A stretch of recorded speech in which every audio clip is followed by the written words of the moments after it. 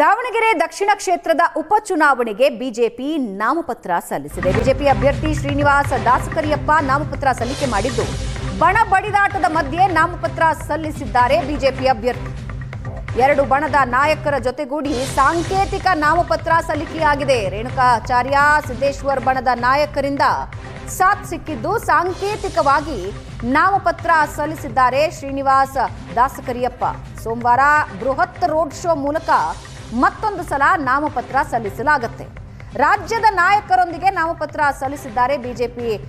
ಸಲ್ಲಿಸ್ತೀನಿ ಅಂತ ಬಿಜೆಪಿ ಅಭ್ಯರ್ಥಿ ಹೇಳ್ತಾ ಇದ್ದು, ಬಿಜೆಪಿ ಗೆಲ್ಲಿಸೋದಕ್ಕೆ ಜನ ಸಿದ್ಧರಾಗಿದ್ದಾರೆ ಅಂದಿದ್ದಾರೆ ಶ್ರೀನಿವಾಸ್ ದಾಸಕರಿಯಪ್ಪ.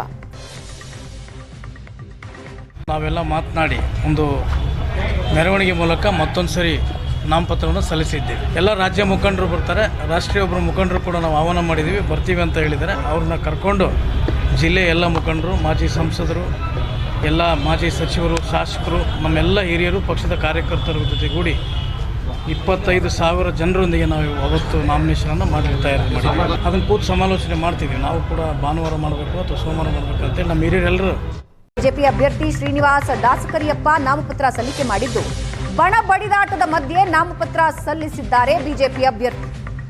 ಎರಡು ಬಣದ ನಾಯಕರ ಜೊತೆಗೂಡಿ ಸಾಂಕೇತಿಕ ನಾಮಪತ್ರ ಸಲ್ಲಿಕೆಯಾಗಿದೆ. ರೇಣುಕಾಚಾರ್ಯ ಸಿದ್ದೇಶ್ವರ್ ಬಣದ ನಾಯಕರಿಂದ ಸಾಥ್ ಸಿಕ್ಕಿದ್ದು, ಸಾಂಕೇತಿಕವಾಗಿ ನಾಮಪತ್ರ ಸಲ್ಲಿಸಿದ್ದಾರೆ ಶ್ರೀನಿವಾಸ್ ದಾಸಕರಿಯಪ್ಪ.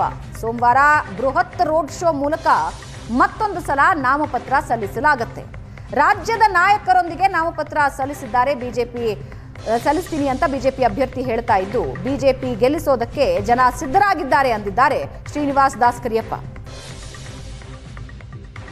ನಾವೆಲ್ಲ ಮಾತನಾಡಿ ಒಂದು ಮೆರವಣಿಗೆ ಮೂಲಕ ಮತ್ತೊಂದು ಸರಿ ನಾಮಪತ್ರವನ್ನು ಸಲ್ಲಿಸಿದ್ದೇವೆ. ಎಲ್ಲ ರಾಜ್ಯ ಮುಖಂಡರು ಬರ್ತಾರೆ, ರಾಷ್ಟ್ರೀಯ ಒಬ್ಬರು ಮುಖಂಡರು ಕೂಡ ನಾವು ಆಹ್ವಾನ ಮಾಡಿದ್ದೀವಿ, ಬರ್ತೀವಿ ಅಂತ ಹೇಳಿದ್ದಾರೆ. ಅವ್ರನ್ನ ಕರ್ಕೊಂಡು ಜಿಲ್ಲೆಯ ಎಲ್ಲ ಮುಖಂಡರು, ಮಾಜಿ ಸಂಸದರು, ಎಲ್ಲ ಮಾಜಿ ಸಚಿವರು, ಶಾಸಕರು, ನಮ್ಮೆಲ್ಲ ಹಿರಿಯರು, ಪಕ್ಷದ ಕಾರ್ಯಕರ್ತರ ಜೊತೆಗೂಡಿ 25,000 ಜನರೊಂದಿಗೆ ನಾವು ಅವತ್ತು ನಾಮಿನೇಷನನ್ನು ಮಾಡಲಿಕ್ಕೆ ತಯಾರಿ ಮಾಡಿದ್ದೀವಿ. ಅದನ್ನು ಕೂತು ಸಮಾಲೋಚನೆ ಮಾಡ್ತಿದ್ದೀವಿ. ನಾವು ಕೂಡ ಭಾನುವಾರ ಮಾಡಬೇಕು ಅಥವಾ ಸೋಮವಾರ ಮಾಡಬೇಕು ಅಂತೇಳಿ ನಮ್ಮ ಹಿರಿಯರೆಲ್ಲರೂ.